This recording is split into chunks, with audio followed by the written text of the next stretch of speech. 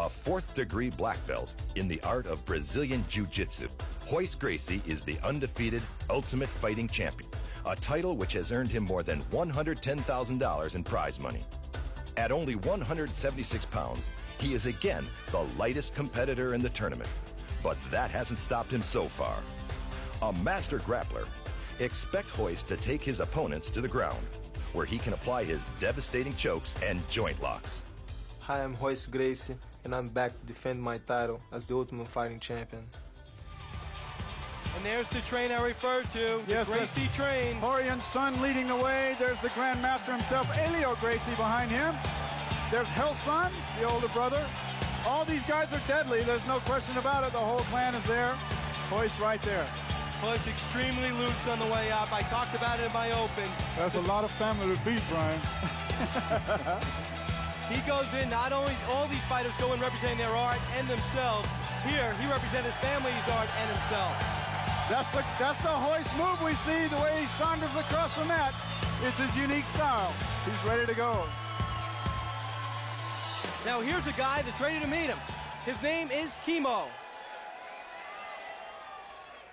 Like the biblical Samson and David before him, Kimo believes he is a warrior in the service of the Lord and has dedicated his efforts in the octagon to his faith.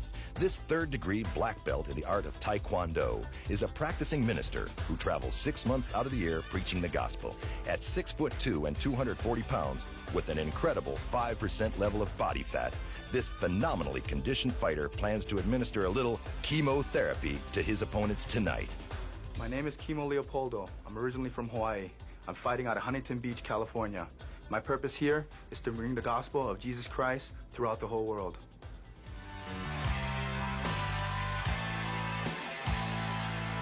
Here's the Kimo. There were two fighters back in the old days, two great champions in their own right, Howard Jackson, John Natividad. We call them swivel hips because they could stand there and hit you with a round kick or a heel kick without bending over. Kimo can do that. And Kimo's here on the cross. Never seen anything quite like this before.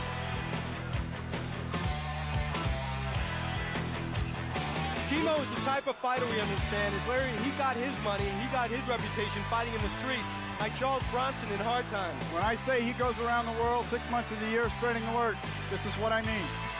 He is definitely on a mission. Royce is just fixated on Kimo as he enters the ring. Kimo, a fine physical specimen with a very distinctive tattoo. Very, very unique individual. He's bringing a lot of things with him. Yes, he does. Yes, he does. A lot of props. Oh, yes, sir. We're about to get underway with the final bout in our qualifying round. For the fighter introductions, as he makes his way into the ring, is Rich G-Man Goins. Ladies and gentlemen, our fourth preliminary bout. Please welcome out of the red corner, a practicing minister, 26 years old. He's a native of Hawaii, preaching the gospel and perfecting the art of Taekwondo. A third-degree black belt, 6'2", 250 pounds. Please welcome Kimo. And please welcome back our 28-year-old two-time defending champion from Rio de Janeiro, Brazil. Fighting out of the blue corner, 6'1", 176 pounds. He has won over $110,000 with a record of 58-1. The undisputed Ultimate Fighting Champion, Royce Gracie. Royce Gracie has a following here. Everyone knows who he is. He's done the interviews. He's got a hit video in UFC 2. And he's finally getting some of the acclaim he deserves. And they're about to mix it up now. And he's got a lot of talent. You won't see the intensity that came from the other fighters. You'll see a very strategic guy here. You saw a kick by Royce. This is the longest we've seen him standing up. He doesn't want to go to the ground. Kimo's really fighting to not go to the ground. The strength on Kimo is incredible. And there's the Go!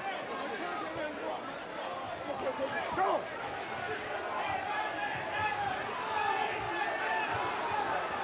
This is the longest we've seen Royce standing up on his 2 feet. He has great balance, Kimo has. Great balance, strong legs, very low center of gravity. Kimo pushing out with that huge upper body.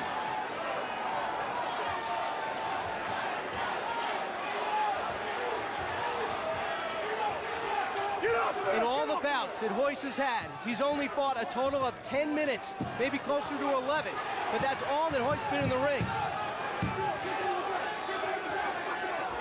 Kimo is keeping Royce on his feet. He's got to feel good about what he's done so far. Royce is 7-0 in UFC competition. He's never really been in danger. Hey, buddy, get up! And there's the headbutt. There's the knee to the groin. He's got to get him to the ground. He's got to knock Kimo down. And you see his dad, Helio, 82 years old, coaching him right behind him. That's right there. His strategy right now is to just hold on to him, tie him up to keep him getting hit. He just doesn't want to get hurt or hit right now. Kimo's using a lot of energy to stay on his feet. And there he is. Here we go. Here we go.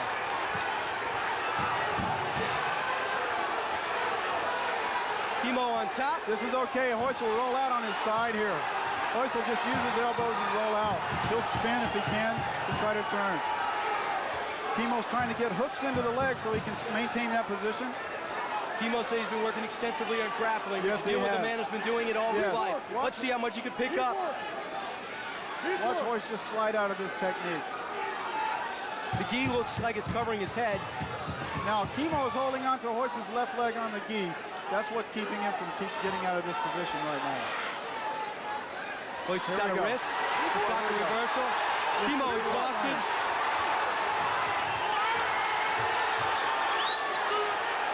Both men showing great endurance.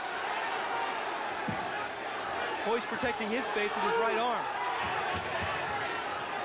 Royce Gracie's in a battle here. There's no question about it. Yes, he is. He is in a battle. And his gi is virtually off.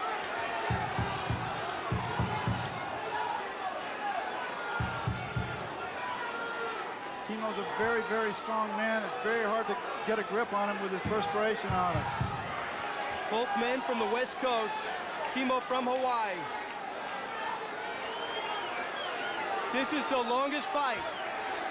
It passes Ichihara in total length. He's grabbing the hair. That is perfectly legal. 3 minutes and 12 seconds in. Gracie on his back, but a lot of times that's his best offense. That's fine. He's doing okay. A lot of energy. It's the most endurance I've seen out of Royce yet. And there's the punch. Kimo's tremendous fitness is certainly helping him. I'll tell you, his hair is hurting him right now. Yeah, it is. It gives him leverage to hold on here. It's a great fight. Just a great fight. A lot longer than I anticipated. And the image of Helio, the master, the man who came up with Gracie's jiu-jitsu on the apron of the ring, looking at his son, knowing he represents the legacy, the family, as well as a UFC title, 2-time defending title holder. She's shouting instructions. And let's see Royce, if he start maneuvering those legs. He's been compared, Jim, in your own words, to a boa constrictor. I think Royce's mouth faces out.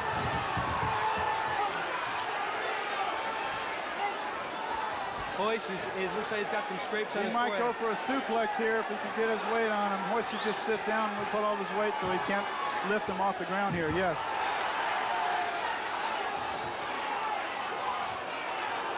And right now, the endurance factor is playing such a role. You're looking at it, 4.5 minutes. We've never seen anything like this. This is half the total he had in 2 UFC bouts. Totally unexpected. Royce is trying to get the arm. And look at this. He's trying to get the arm here. He's trying to get an arm lock. He's got him. Kimo tapped out. Kimo tapped out. What a great fight that was. What a great fight. He won an interview. And there it is. Unbelievable. Kimo is okay. Unbelievable. One of the best bouts in the history of the UFC. The damage that was done by Royce was done when Royce was on the bottom. Extreme leverage from those punches, unexpected. What a match that was. And right now, Royce Gracie advances. A big question is, how much does Royce have left? What a job by Kimo. You're getting a shot of Kimo. He's exhausted. But what a tremendous effort. Wow. He's standing with great pride now. And Royce is injured. He's limping. Yes, he is. What a great fight that was. He is limping, and they didn't even shake hands at the end of the bout. There's a lot of worry in the Gracie corner. Let's go to a replay. He has him in the arm lock. He's been trying to get it for a long time, but Kimo kept his arm bent. He couldn't get it. Every time he went for it, Kimo would bend his arm to keep and roll to the inside to keep the leverage from coming off. Royce finally locked it in, got his foot around, extended his hips. All the strength he had left, put the arm out. Kimo could barely tap. That's what he had, so little left in him, he could barely tap the mat. Kimo went to school on Gracie Jiu-Jitsu. The things he was doing, Ben, only by listening to you talk and by watching both these tournaments as Royce limps right by this desk. We don't even attempt an interview at this point. Wow. He went to school on Gracie Jiu-Jitsu, and I'll tell you, he had nothing to be ashamed of, but it's only one arm lock away from ending. And we just saw it. Just a moment of sloppiness, a little bit of exhaustion, and suddenly it reverses. Absolutely. It looked like a reoccurring injury. Royce hurt his neck a few weeks right before the fight. Didn't train at all because of the pain in his neck. It was really devastating with him, so he just took it off.